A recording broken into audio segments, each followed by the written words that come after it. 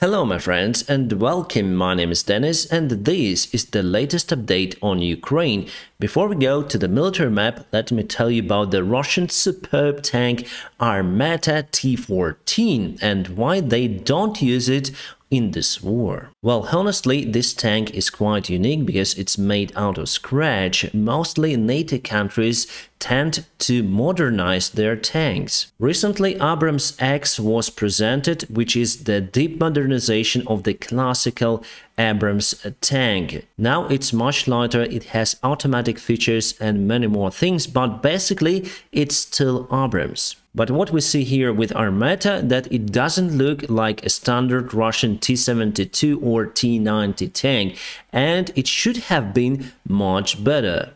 The unique features of this tank that the turret is inhabited, so there is no any crew inside.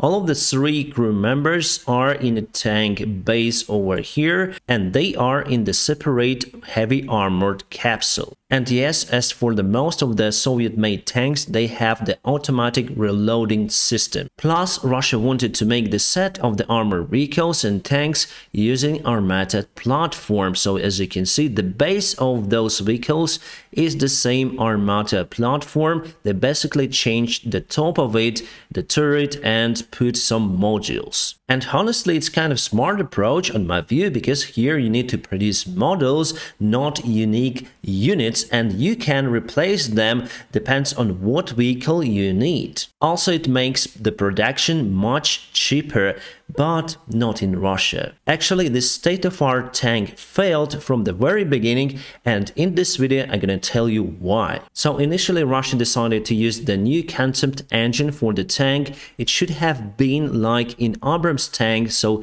turboshaft engine. But they struggle with technologies because for the new tank they need to develop the new engine, and in Russia they are very bad in those turboshaft engines, and also they never done it in their tank industry. So finally Russia decided to use the diesel engine. It's A853A that was developed even before Armata tank. It's still kind of powerful. The power output is 1500 horsepower, and it's installed on T14 main battle tank and also T15 infantry vehicle. The development of the engine took more than a decade, and they had many problems with that one, but finally Russia solved most of them. And finally, in 2015, Armata tank took part in a Russian parade on a red square, but something went wrong. The problem was still with the engine and gearbox, so we can see them star as the old system on the front,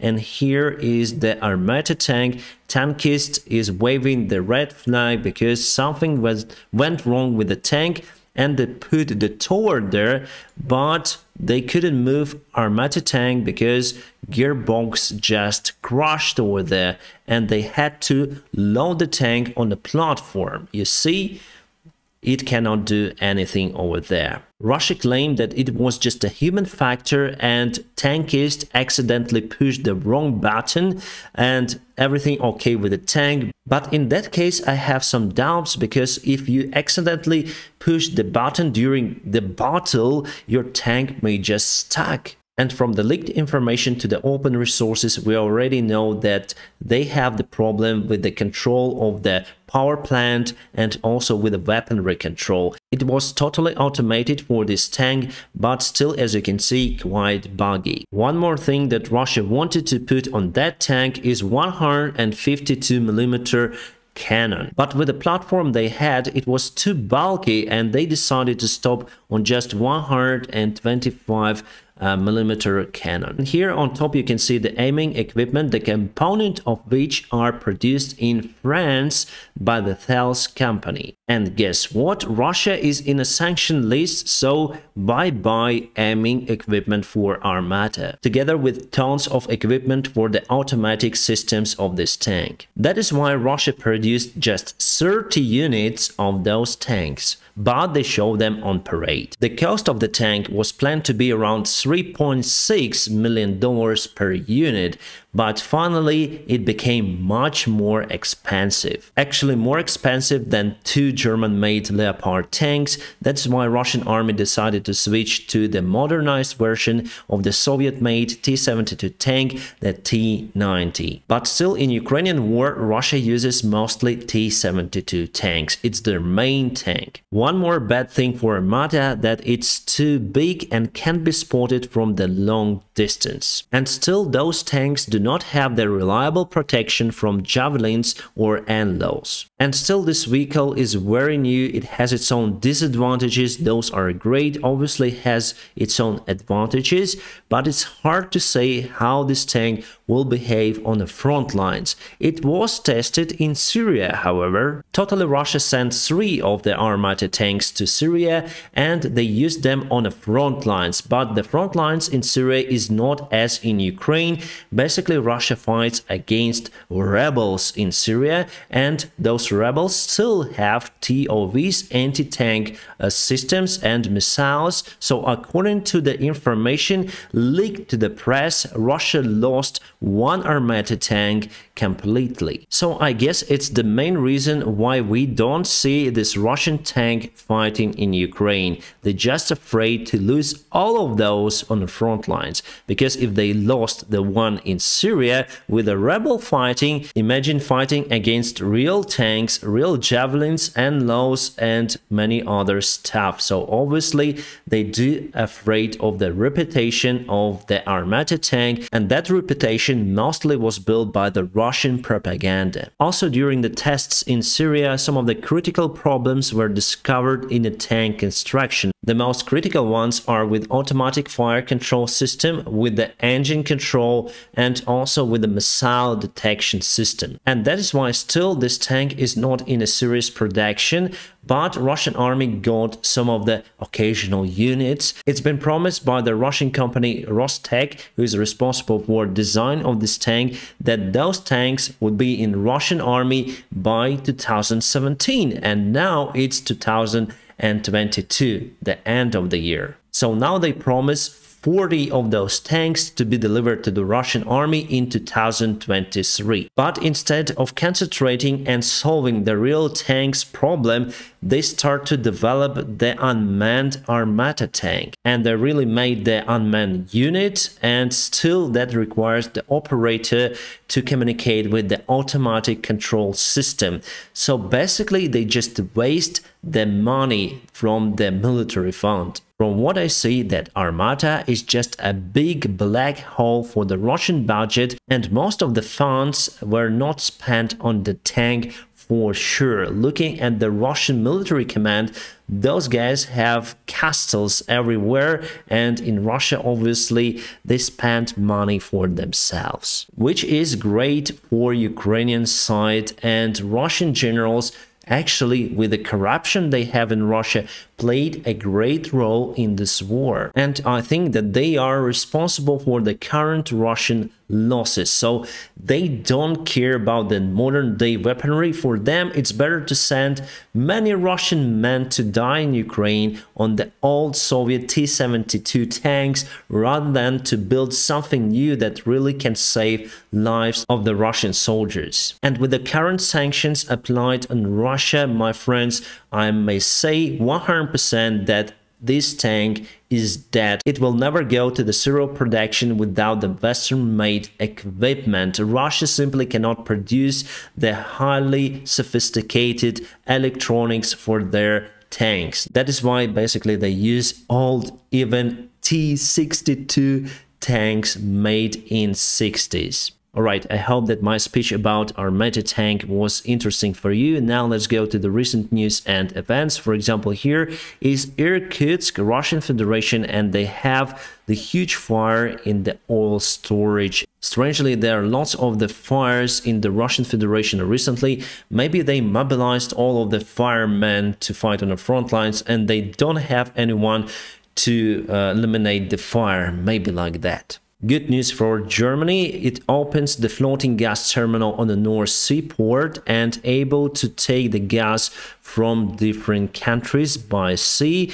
including United States. So it will make Germany more independent from Russia, obviously more dependent on United States. But the global economy is interconnected, so you have to pay for the gas, for the coal, for atomic energy even, and that's how things work out in this world. Ex-General of United States McCaffrey said that Putin already lost the war from strategic perspective. Yes, Russia may gain some of the territories, now they gain some of the villages and small towns and sometimes even fields, and put this to the Russian propaganda media as a great achievement. But from the strategic goal, Russian resources are being exhausted day by day, but Ukrainian resources are being renewed with the help of the Western allies, and this war is about resources. Russian Minister of Defense Shoigu went to fly on Mi-8 helicopter, and many say that it's the fake video. Actually, he was like flying not on the front line,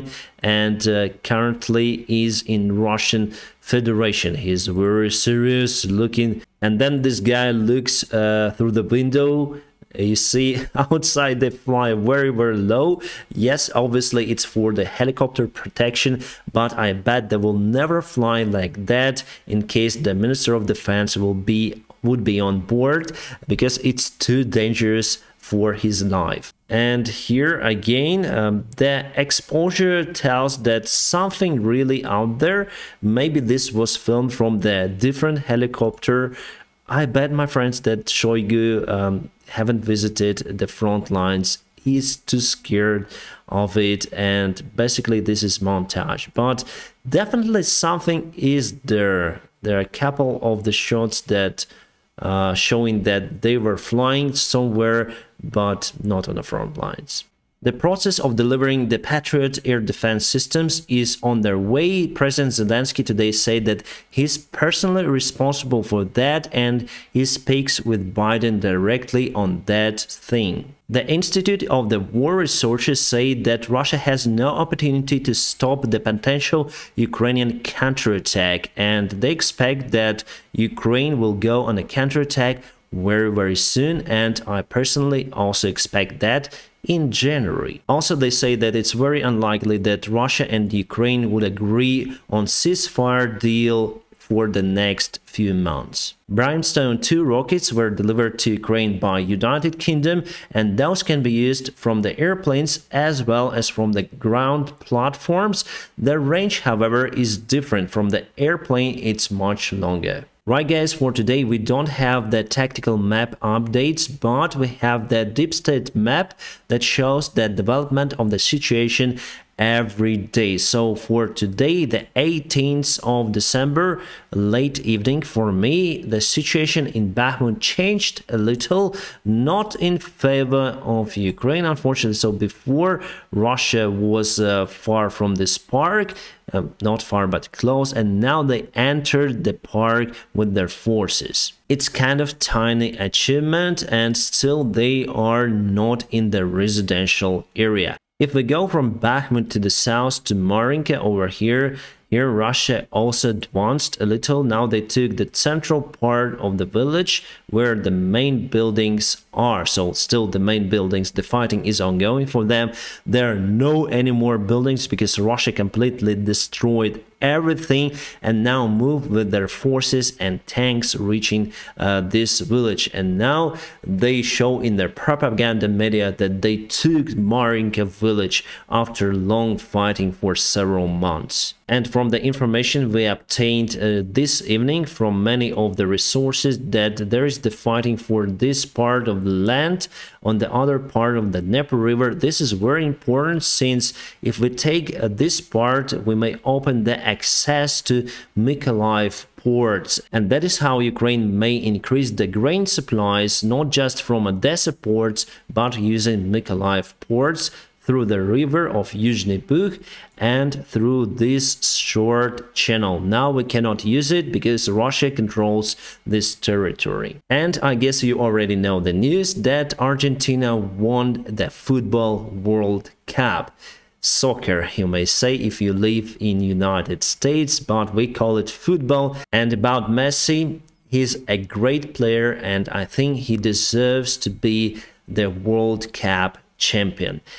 Fortunately for France, they lost, but the game was fantastic. So thank you, Argentina. Thank you for France for the great show today. And I'm gonna keep you updated on situation in Ukraine. If you want to support this channel, just press the like button. If you want to support me financially, there are so many ways how you can do it. All of them are in a video description. You may support me on Patreon, PayPal, or Donatella, whichever is more convenient for you, my friends. Thank you so much for your kind support, and as usual, I wish you all a peaceful sky wherever you are. Have a great time.